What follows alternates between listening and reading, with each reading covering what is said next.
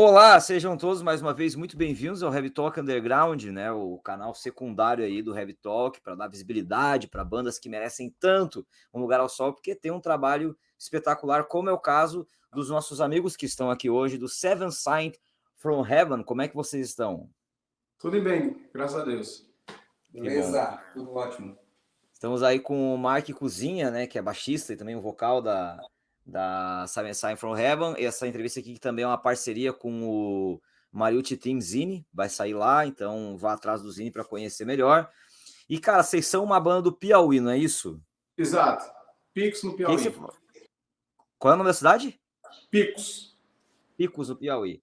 Isso. Eu queria que você falasse um pouco sobre como é essa questão de começar uma banda de power metal em uma região que injustamente, embora tenha muitos fãs de música pesada, não entra tanto no radar de produtoras, né? De produtores que desenvolvem shows, e acaba ficando preso ali no eixo Rio-São Paulo, mais sul e sudeste. Como tem sido a luta de vocês para ter uma banda de power metal aí? O business vai para onde há o dinheiro. E no nosso caso, a questão do dinheiro também depende de público. E o público aqui é menor. Inclusive na capital também já teve um público bem maior e que não só o Piauí, mas o Nordeste em si, tirando algumas capitais, o público de heavy metal é muito pequeno, é nichado, né, comparado com a população ou comparado pela porcentagem dos grandes centros, né, como Brasília, São Paulo, Rio e o Sul. Mas com o advento da internet, muitas barreiras se quebram por conta disso. Então, assim, muitos lugares que a gente não foi, a banda já chegou, a música já chegou, e então, assim, a gente não vê tanta dificuldade, porque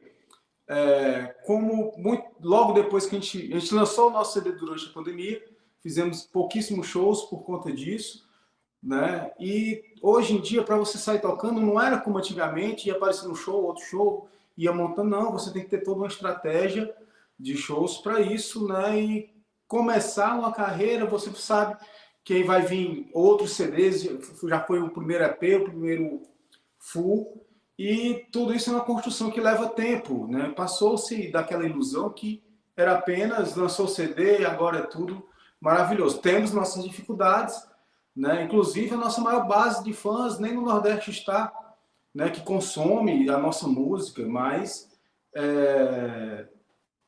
isso é gratificante para a gente porque nós somos filhos daqui, né? Crescemos aqui como músicos e como amantes da música, ouvimos heavy metal desde sempre.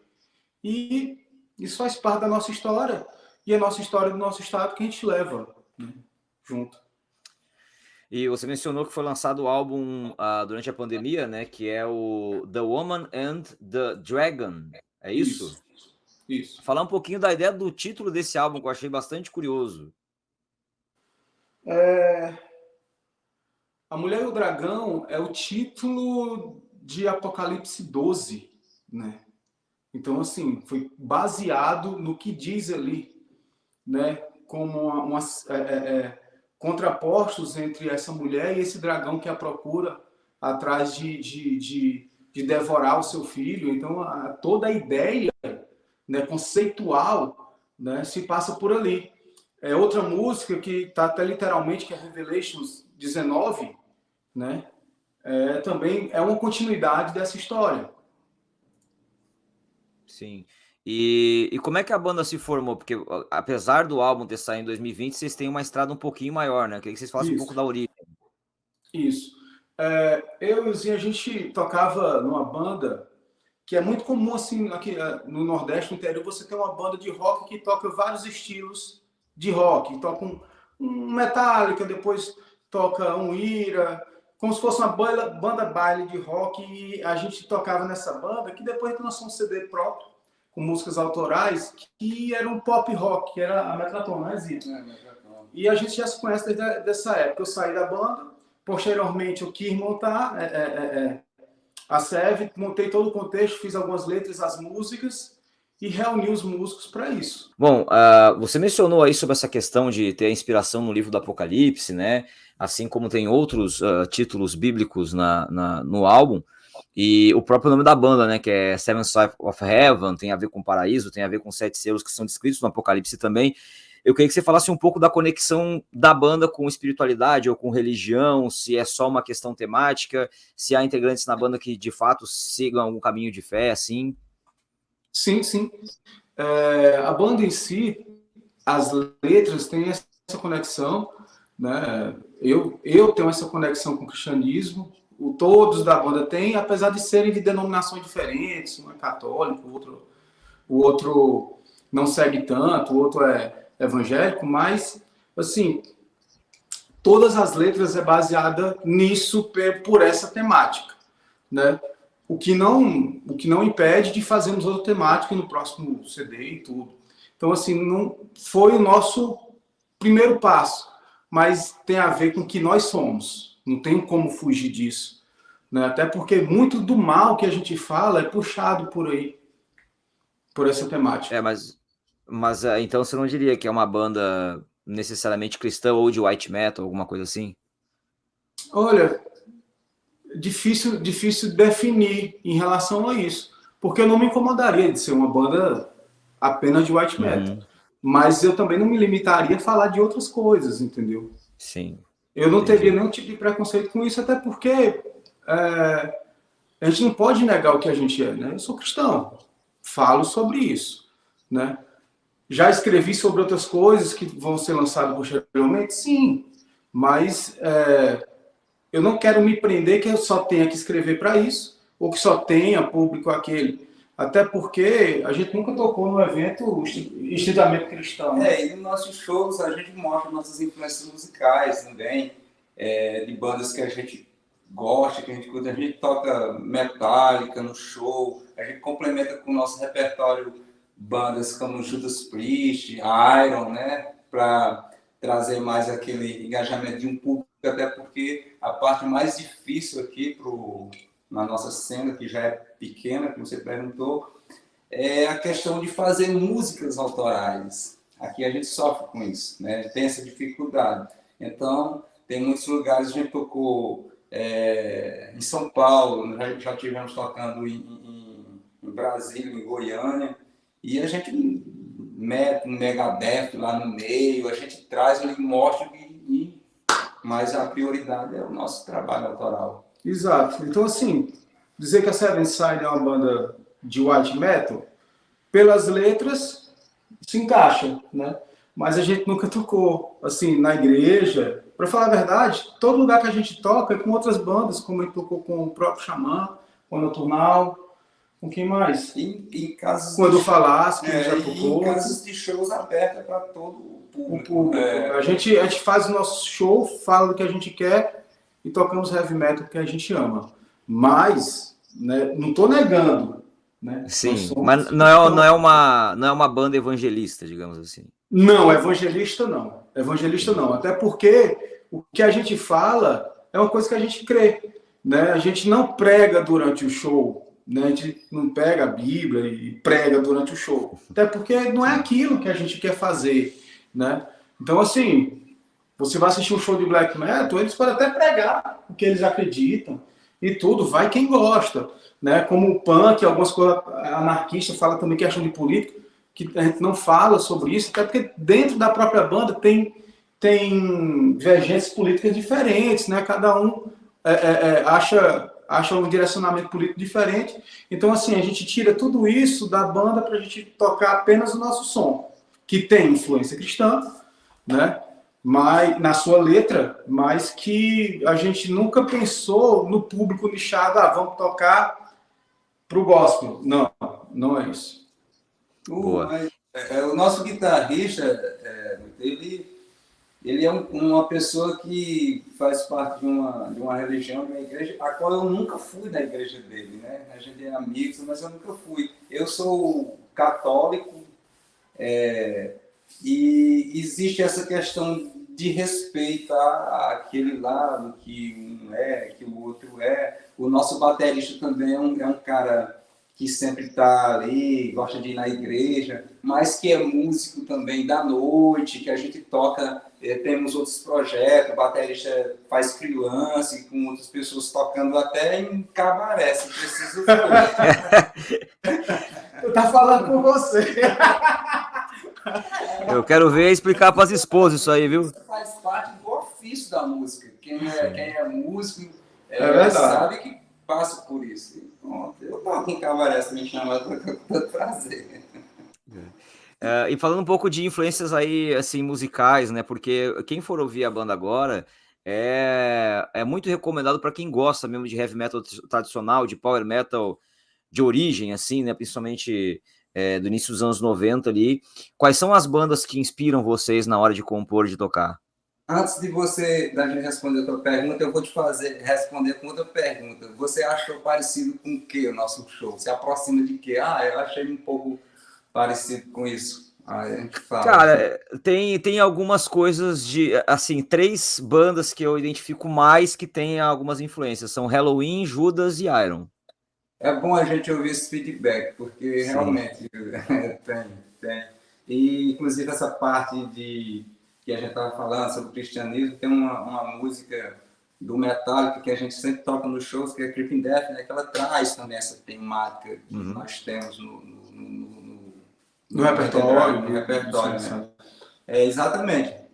São essas influências aí mesmo, né? E outras, né? Bom, e agora que vocês estão aí finalmente, né, com o primeiro álbum lançado, a banda já tem alguns anos, mas, né, nasceu o primeiro filho, assim, qual é a satisfação de ter esse álbum na rua e qual é a resposta que vocês estão capturando de quem está ouvindo? Muita. Uma vez, quando a gente lançou o CD da Metraton, na época que tocava nessa banda pop, o Vanderlei, o Zinha, me falou o seguinte: depois que a gente lança, a gente não tem mais controle, é que nem um filho que cresce. E a resposta sobre isso foi bem melhor do que eu esperava. Ontem mesmo eu fui olhando os países que a banda toca, né? E o Brasil geralmente está em primeiro, mas às vezes fica segundo, terceiro. Aí vê a banda tocando em países como Polônia, África do Sul, Japão, Estados Unidos, Canadá. E isso me alegra muito, porque a gente vê que a banda está tocando. Todo dia tem alguém ouvindo e descobrindo a banda e dando esse feedback dentro das redes sociais. E o melhor retorno sempre é no ao vivo, durante o show e depois dele. Esse é que é o nosso retorno, porque a gente consegue pegar o fã assim pela gola e venha. Né? Então, assim, pela internet a gente tem uma noção. Tem muito silêncio, porque às vezes as pessoas não conseguem separar, às vezes, o músico da persona, vai tentar ver e tudo, porque, por exemplo, assim, é muito difícil viver da música nesse meio. A gente vê grandes nomes tendo essas dificuldades. O Zinha, ele é músico e vive da música, e é músico, toca na noite. Eu, particularmente, sou advogado, que é o que realmente sustenta tudo isso. Mas o que mais me satisfaz é ver a resposta do streamer, do Spotify, de outros, ver que a música está sendo tocada no mundo todo. E diz, nossa, então a gente não está enganado no que a gente está fazendo, né? Então, uma das coisas que eu ouvi do nosso produtor, do Thiago Bianchi, quando ele escutou o EP, ele disse, olha, uma coisa eu posso dizer, vocês são autênticos. Então, vocês são honestos. Então, tem tudo para dar certo. Então, se a gente for autêntico, se a gente for honesto com o que a gente quer e faz, né, a resposta positiva sempre vem. Muito, assim, eu, como o Marco já falou aí, eu sou músico, né, da noite, eu toco tudo, e a Seven Sun, ela é uma banda nova, né, tanto é que só temos um EP e um disco, né, um álbum que a gente lançou, mas durante esse tempo que eu toco, que eu sou da noite, eu toquei música em bandas e tudo, e hoje faço na noite, barzinho aqui, o que a Seven já me proporcionou, pessoalmente falando, da minha parte, foi um passo bem largo, né?